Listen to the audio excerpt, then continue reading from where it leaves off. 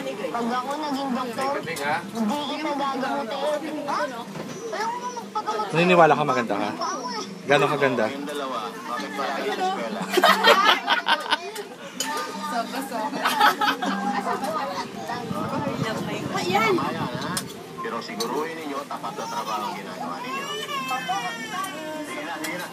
Tumakad na kayo. Happy birthday. Baka mamaya, padampo ko pa kayo sa mga tanong ko. Thank you lang.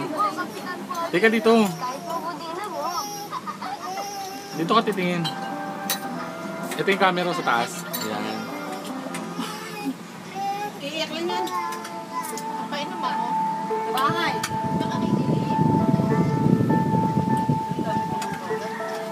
Baka sinasalan niya yung kita. Kain ka na kain. Pagkain?